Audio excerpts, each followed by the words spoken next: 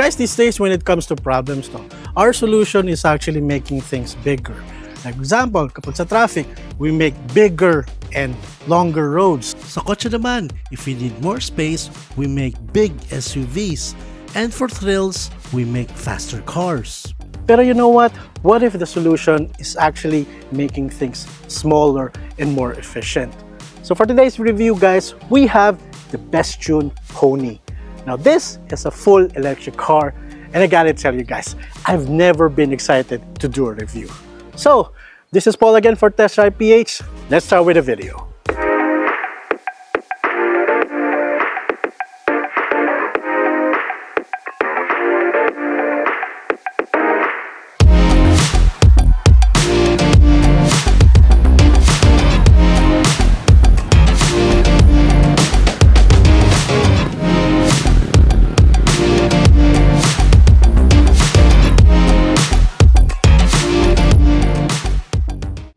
Alright guys, let's start with a walkthrough nitong Bestune Pony. So starting with the design, no? This is the white color as they call it. So for this white one, kita nyo naman dito sa harapan niya, no? This is what differentiates this Bestune Pony over the others, no? Is this bold and really, I wouldn't say just cute, but just really stylish design. So if you look into this DRL niya, no? Yan. Diba? So by the way guys, ang ilaw niya is a halogen headlights yan, but you do have itong DRLs there. Very nice. And then if you see here, this is actually your charging port. Yan. So this has the Chinese standard na GBT. Primarily, you should be just charging at home. Kita mo yun dito sa bumper niya, no? This really nice accent. Itong gold na accent niya, no? Very, very nice. You know, pag ganito, if you're gonna be driving something like this, kailangan you should be confident when you're gonna be driving this sort of thing. Kasi you're gonna have a lot of looks. And you know what guys? Ang dami, sobrang dami nagko-comment na parang wow, it's so cute, it's so cool. You know, very dainty siya. By the way guys, this is a 4-seater by the way. So you can fit in, you know, comfortably. 4 people, 4 adults. And then this one I really like na really differentiates yung Bestune with this itong plastic cladding here. It's almost like a phone when you think about it. And then when you move at the side here, we have 12-inch na tires here. Of course, low profile yan. And makikita nyo yung may cover pa siya just for aerodynamics. And then if we move to the back, actually, it's just parang photocopy lang din ng harap eh. They're pretty much the same eh. So, ayan. I do love itong logo dito sa itong Bestune na logo. Very tastefully designed. These Chinese characters mean, actually, yung ibig sabihin nito is galloping pony. And then on the other side, that is, I do believe that's China FAW, the main, kind of like the mother company for Bestune. Then we move to the side here. Yan. Pakita ko naman sa inyo yung room. So we have a manual tailgate here. Yan. Kita nyo. So we folded down the seats kasi we're using it as a cargo. But papakita ko sa inyo, may mga sumakay, may mga bata na sumakay, sumama sa akin na mga, you know, mga adult size na rin. Kasyang-kasya sila and no problem. And then underneath there, meron ka pang room. Kita mo yan, we can even fit a tripod here. So, you can actually use the 2 seats and then you'll still have room here for example, for maybe a small bag, for maybe groceries. So, kahit na may 4 na tao, gagamit mo pa rin yung space na yun. And then, if you do need more cargo, of course, there's 2 seats at the back, can be folded down. It can be folded down individually. By the way, you can just fold this side or the other side para you can still fit in 1 more person at the back. So tara, let's close this. And then makita nyo guys, there's a lot of sensors here. There's a rear backup camera.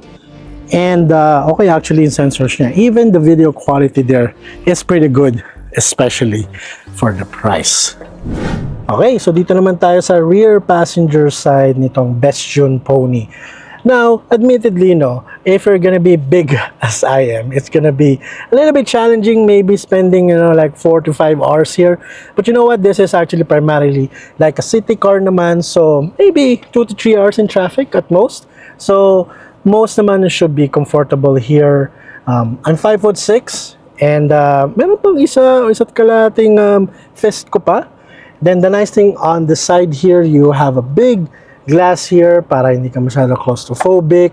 The seat is a little bit upright. There's a tiny bit of tilt. Legroom is, again, pretty tight. In front of here, there's also holes here para hindi ka masyado claustrophobic.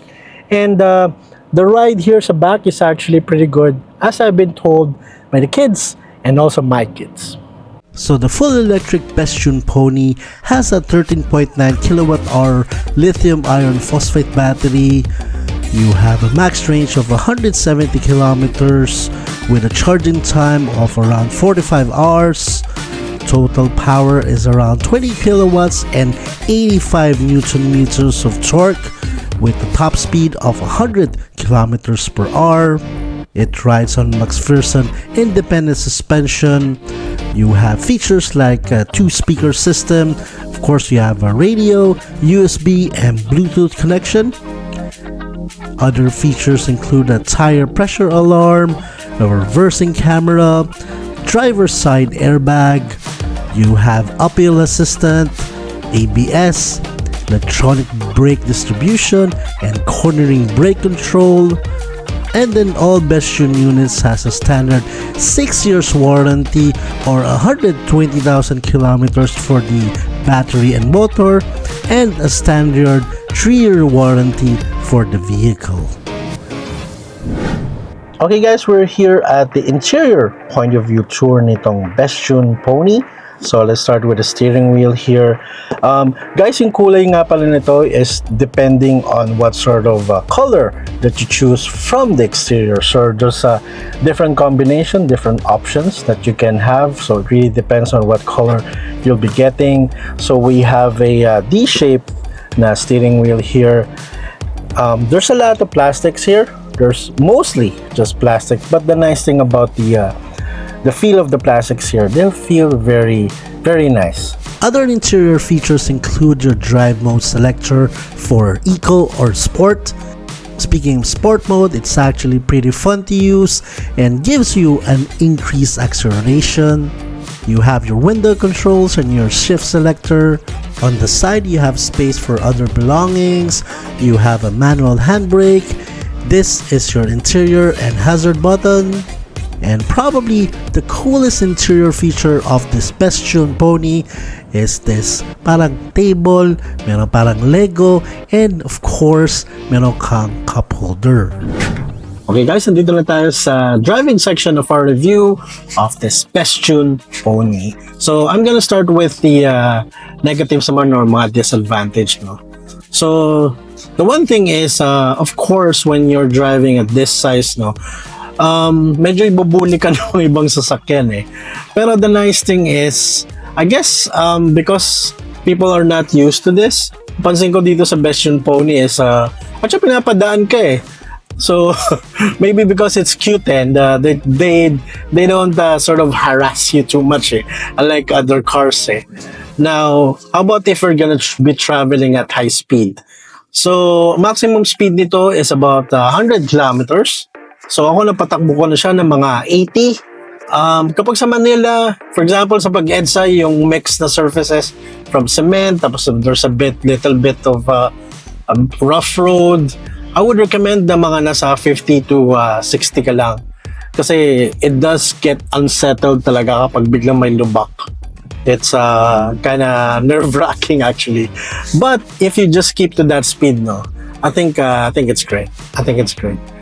Just rear view mirror is actually very small. But the nice thing is, or the solution for that is, I would just buy a dash cam, yung 2-cam, na bibili ka ng para camera sa harap, and also camera sa likod, para you have better visibility. That's not to say that the visibility here is actually bad. It's actually pretty excellent.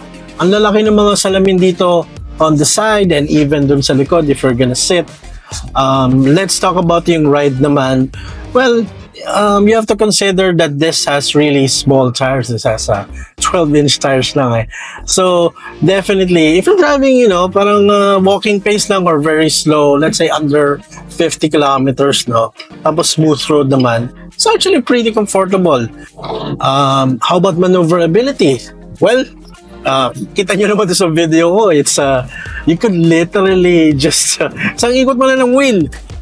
And then parking, of course, may parking sensors naman siya. Tapos may camera ka naman, which is actually a pretty decent quality. Tapos the AC is great. The radio probably needs an upgrade, but at the very least, no, ang ganda naman ng theme dito sa loob. This is a great option if, for example, mahilig ka mag-grab, diba? So, let's say, ang gagastos ka ng, minsan 500, 700, maybe 1,000. Kapag pupunta ka ng malayo-layo, diba, ang gastos. What if bayarin mo na lang yung monthly nito? Because this is one of the most least expensive and most practical na, EV, tapos wala ka pang coding. And then, for example, paggatid sundo ka sa anak mo, let's say, kami, babayad kami ng, let's say, mga 9 to 10,000, malapit lang kami sa school, babayad kami ng 10,000. So ako, if I was gonna be doing that, I would rather just be paying yung monthly nito, rather than, sort of, mabayad sa school bus. When you're driving this, 90% of the stuff that you need to do, especially on the city, on errands, and stuff like that, this car can do it. Maybe even better. So there you have it, guys. That's my review of the Bestune Pony. So what do I think about it? Well, obvious naman, I kind of like this car. Kasi this may not be the best car in the world, but you know what? This is the best date car. This is the best grocery car. This is the best errand car. And so much more. As a city car, is a very good alternative for a internal combustion car. So, that's it for me. My name is Paul. If you want to know more about the Bestune Pony, I'll be leaving the contact details of FAW, Bestune Philippines. This is Paul again for Test Drive PH. Thank you so much for watching. I'll see you in the next video. Bye for now.